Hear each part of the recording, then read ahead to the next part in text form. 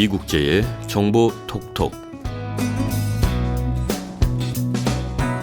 어느 날 내 통장에 모르는 사람으로부터 돈이 입금돼 있다면 이거 웬 떡이야 하실 분 설마 없으시겠죠? 그런데 현실에서는 별의별 일이 다 일어납니다. 그래서 분쟁도 제법 많이 생기죠. 자, 이런 경우 아무래도 다른 사람한테 가야 할 돈이 잘못 들어온 것 같은데 어떻게 해야 할까요? 실제로 하루에 100억 원 넘는 돈이 실제로 가야 할 사람에게 안 가고 엉뚱한 사람에게 송금되고 있다는 통계도 있는데요. 보통의 경우에는 잘못 송금한 사람이 은행에다 내가 송금을 잘못했다고 연락하고 은행은 잘못 입금된 계좌의 주인에게 전화해서 돈을 돌려주도록 처리합니다. 잘못 송금된 돈이니까 계좌번호를 잘못 입력한 것이니까 은행이 그냥 다시 빼오면 되지 않겠느냐 싶지만 사실 잘못 송금된 돈이라도 일단 남의 계좌로 돈이 들어가면 그 계좌 주인 동의가 없으면 아무도 그 돈을 마음대로 다시 빼갈 수 없다고 합니다. 이런 경우는 공놀이를 하다가 이웃집 담장 너머로 공이 들어간 경우와 비슷하겠네요.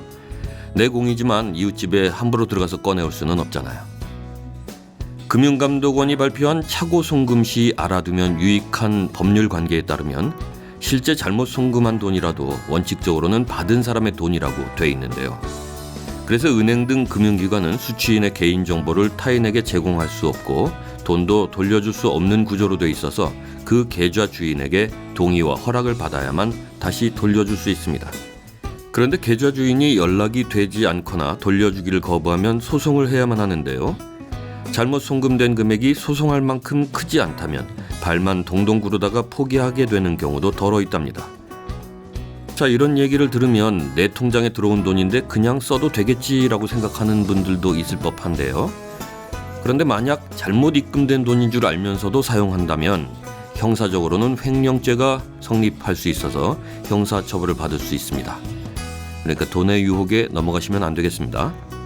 대법원 판례 중에서 어떤 예금 계좌에 돈이 착오로 잘못 송금되어 입금된 경우에는 그 예금주와 송금인 사이에 신의성실의 원칙에 따라 보관 관계가 성립된다.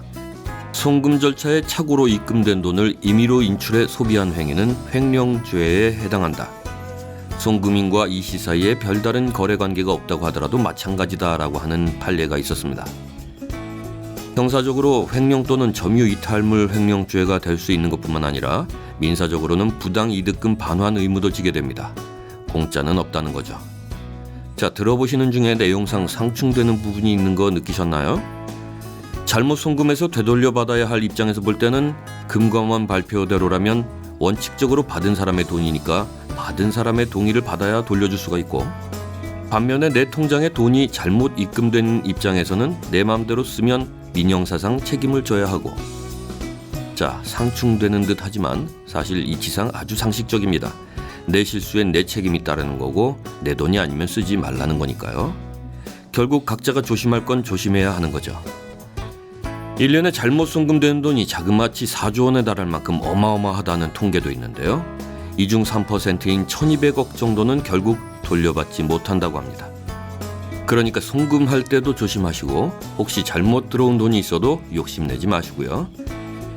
계좌 이체 과정에서 일어날 수 있는 송금 오류, 혹시 통장에 정체 모를 돈이 들어온다면 이게 웬 떡이냐 하고 바로 쓰시면 절대 안 되겠습니다.